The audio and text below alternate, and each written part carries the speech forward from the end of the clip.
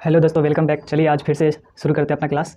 आज जो हमारा टॉपिक है बहुपद चैप्टर से, पॉलिनोमियल टॉपिक से है। बहुपद में जो है सबसे पहले क्वेश्चन पूछा जाता है एग्जाम में कि निम्नलिखित में कौन बहुपद है। उसके बाद पूछा जाता है कि ऑब्जेक्टिव क्वेश्चन में कि शून्य के निकालिए। तो आज समझेंगे कि बहुपद क्या होता है, उसका शून्य क्या होता है, उसका घात क्या होता है। तो सबसे पहले समझते हैं कि ये बहुपद क्या होता है। और बहुपद समझने से पहले सबसे पहले जो है आपको समझना पड़ेगा बीजीय व्यंजक। अब बीजीय व्यंजक क्या होता है दोस्तों? तो बीजीय व्यंजक जो है, बीजीय व्यंजक वो बना होता है दो चीज़ से। बीजीय व्यंजक जो है दो चीज़ से बना होता है, एक चर जिसको वेरिएबल कहा जाता है और दूसरा जो है कांस्टेंट जिसको अचर बोलते हैं। बीजीय व्यंजक जो है दो लोगों से बना होता है, एक है चर और दूसरा जो है अचर। अब चर क्या होता है? तो जिसका मान जो है मतलब निश्चित नहीं हो, मतलब कुछ भी मान हो सकता है। जैसे ए टू जेड जो है, ABCD का प्रत्येक जो लेटर है वो सब के सब चर होता है। उसके बाद अल्फा बीटा गामा ये सब कुछ है वो गणित में एक मतलब सूचना है। ये किसी अज्ञात राशि का मान ज्ञात करने के लिए उसको मान लिया जाता है कि हाँ ये माना कि x बराबर इतना, y बराबर इतना, z बराबर इतना, तो वो सब चर होता है। उसके बाद अचर जो है उसका मान फिक्स होता है। जैसे 5 जो लिखा गया है तो इसका वैल्यू जो है वो 5 हमेशा जो है फिक्स होगा। जैसे कुछ लिख देते हैं चर में, x, y, z कुछ भी है, अल्फा बीटा गामा ये सब जो है चर राशि होता है। और अचर में जो भी रियल नंबर है, वास्तविक संख्या है, वो सब के सब अचर होता है। तो ये हुआ। अब बीजीय व्यंजक क्या होता है? तो बीजीय व्यंजक का मतलब जिसमें चर और अचर दोनों मौजूद हो उसको बीजीय व्यंजक बोलेंगे। जैसे 2x + y, 2x + 1, 3/2 x, √x + 2, तो ये सब यानी जिसमें चर अचर हो उसको बीजीय व्यंजक बोलेंगे। जैसे यहाँ पर गिनती का नंबर भी लिख देंगे ना तो वो जो है बीजीय व्यंजक उसको बोलेंगे, क्योंकि इसमें जो है चर राशि x का पावर 0 होता है, कोई भी चर का पावर जो है 0 होता है, तो ये सब बीजीय व्यंजक होता है। तो ये बीजीय व्यंजक रहा। यानी कोई भी गणित में कोई भी कुछ भी लिख देते हैं, x, y, z, m, n, 2x, 3x, 5x, 5, -10, -20 कुछ भी लिख देंगे तो वो बीजीय व्यंजक हो जाएगा। अब बीजीय व्यंजक में होता क्या, जैसे बीजीय व्यंजक तो बहुत सारा हो गया, उसी में क्या होता है कि कुछ सूटेबल जो जिसका घात जो है पूर्ण संख्या हो जाता है, जिसका घात पूर्ण संख्या हो जाता है। अब जैसे यहाँ पर लिखे हैं 3x + 2 लिखे हैं, तो इसमें क्या है कि चर जो है चर x है, तो इसका नाम अगर लिखा जाए, इसका नाम लिखा जाए तो दो टर्म होता है। एक है कि पद के आधार पर नाम लिखा जाता है, दूसरा घात के आधार पर, फिर चर के आधार पर भी नाम लिखा जाता है। तो इसमें जो है चर के आधार पर नाम लिखेंगे तो इसको बोलेंगे एक चर वाला बहुपद है, एक ही चर है। पद के आधार पर नाम लिखेंगे, इसका अगर नाम लिखना चाहें हम तो इसका नाम जो है चर के आधार पर एक चर वाला बीजीय व्यंजक हुआ, एक चर वाला बीजीय व्यंजक। उसके बाद पद के आधार पर लिखेंगे, ये चर के आधार पर था, पद के आधार पर लिखेंगे तो एक दो पद है, द्विपदी बीजीय व्यंजक, बीजीय व्यंजक, द्विपदी बीजीय व्यंजक। उसके बाद अगर घात के आधार पर लिखेंगे तो एक घात वाला बीजीय व्यंजक हो गया, एक घात वाला बीजीय व्यंजक, एक घात वाला बीजीय व्यंजक। और जिसका घात एक होता है उसको रैखिक बोला जाता है, रैखिक बीजीय व्यंजक भी इसको बोल सकते हैं, इसको रैखिक भी बोला जाता है, रैखिक। एक घात वाले को रैखिक हम बोलते हैं। तो इतना सारा नाम होता है, वो ज़रूरत के हिसाब से जो है नाम रखा जाता है। तो यहाँ पर अभी समझे कि बीजीय व्यंजक क्या होता है, उसका नामकरण कैसे करते हैं। अब इसी बीजीय व्यंजक में कुछ यूनिक होता है जिसको बहुपद बोलते हैं। अब बहुपद क्या होता है उसको देखते हैं। तो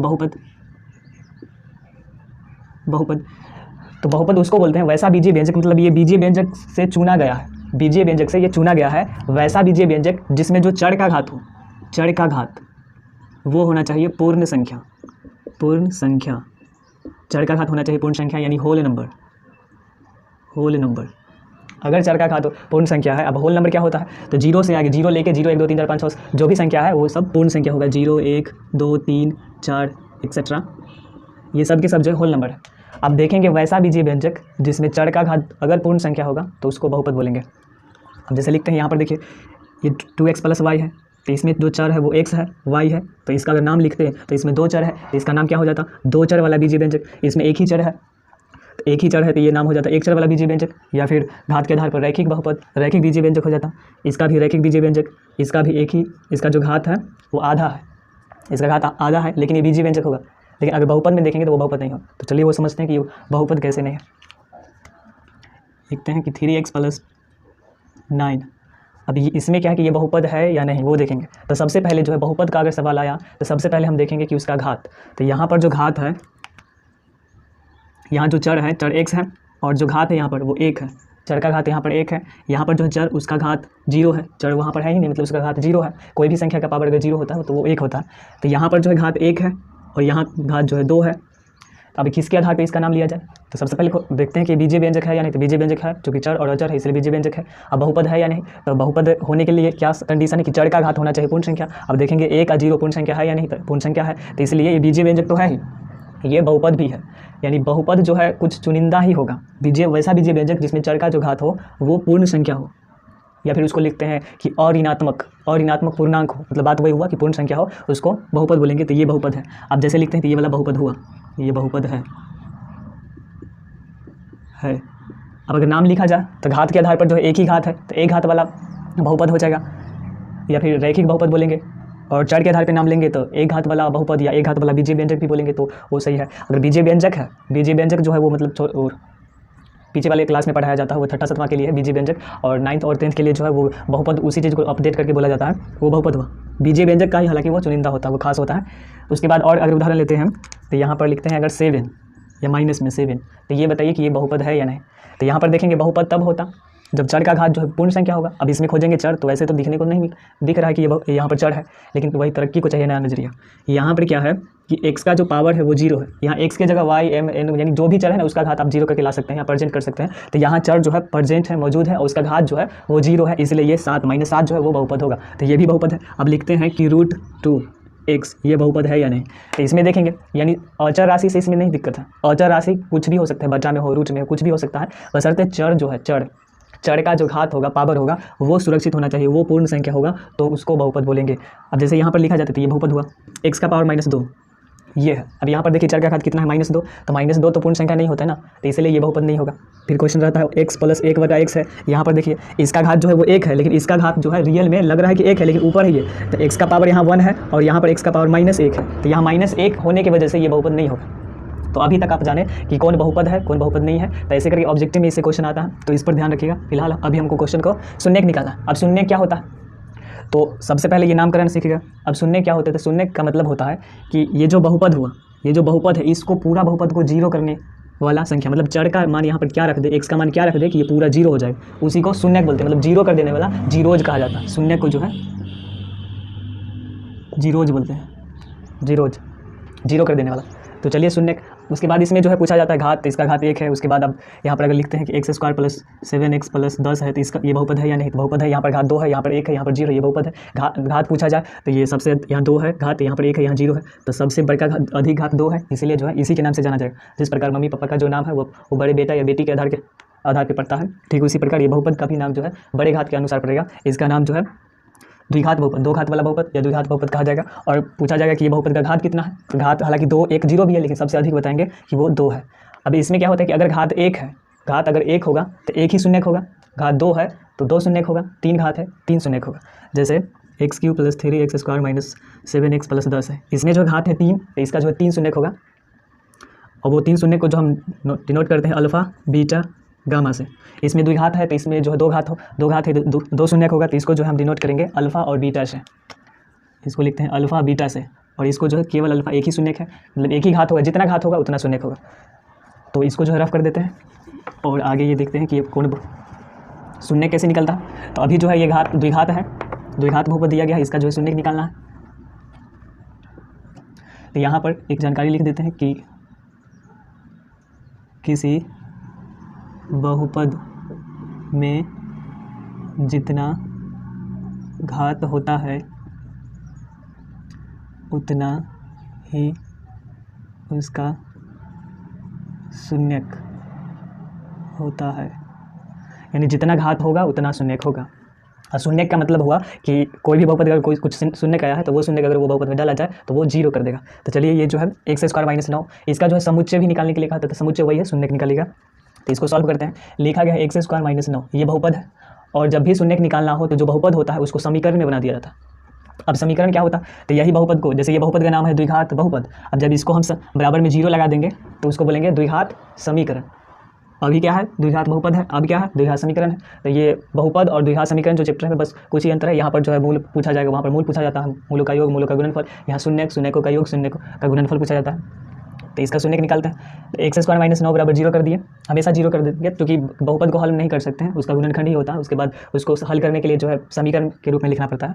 तो हमेशा जो इसको समीकरण के रूप में लिख दीजिए बराबर में 0। क्वेश्चन हालांकि ऐसे ही दिया जाएगा, जब बहुपद का चैप्टर से क्वेश्चन होगा तो ऐसे दिया जाएगा। तो इसको जो है सबसे पहले समीकरण में लिख दिए हैं। अब क्या करेंगे, यहाँ पर इसमें फार्मूला भी लगा सकते हैं और ऐसे ही बना सकते हैं, तो बिना फार्मूला से बनाते हैं। यहाँ पर हर हालत में जो है जो चर राशि होता है उसका मान निकालना पड़ता है। तो यहाँ देखेंगे कि एक्स स्क्वायर को छोड़ के जो है उसको वो साइड भेज देते हैं। इधर वाले को LHS कहा जाता है, इधर वाले को RHS कहा जाता है, राइट हैंड साइड, और इधर left hand side. X square बराबर हो जाएगा 9।